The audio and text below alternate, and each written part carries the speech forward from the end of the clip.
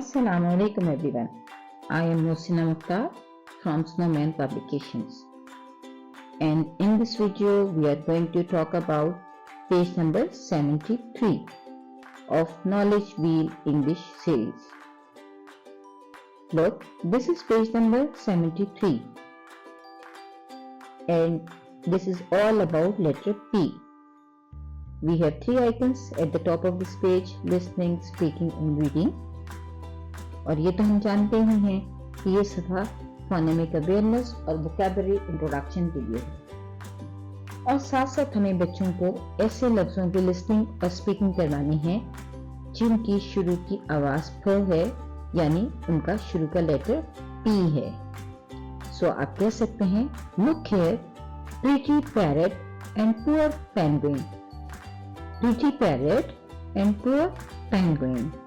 इस तरह हमने बच्चों की वोकैबुलरी में प्रीटी, पैरट, पुअर और पेंगुइन के अल्फाज का इजाफा किया। बच्चों ने इसकी लिसनिंग की, और जब आप बहुत दफा इन अल्फाज को बोलेंगे तो बच्चे इनकी स्पीकिंग भी करेंगे। उसके बाद एज यूजुअल आपने लेटर पी का इंट्रोडक्शन देना है, तो आप बोर्ड पर लिखिए या किताब से दिखाइए और बच्चों से कहिए, this is letter P, the name of the letter is P and the sound is फ। The name of the letter is P and the sound is P. Name of the letter is P and the sound is P. आप वही 3-2 method को इस्तेमाल करेंगे, यानी कम से कम 3 मरतबा आप कहेंगे और 2 मरतबा बच्चों से कहवाएंगे। उसके बाद हमने बच्चों को वोकैबुलरी का इंट्रोडक्शन देना है। उसके लिए हम राइम को इस्तेमाल करते हैं जिसमें कि वोकैबुलरी आ रही हो। So parrot and penguin are lovely pets. Flap their wings, no one forgets. Parrot and penguin are lovely pets. Flap their wings, no one forgets.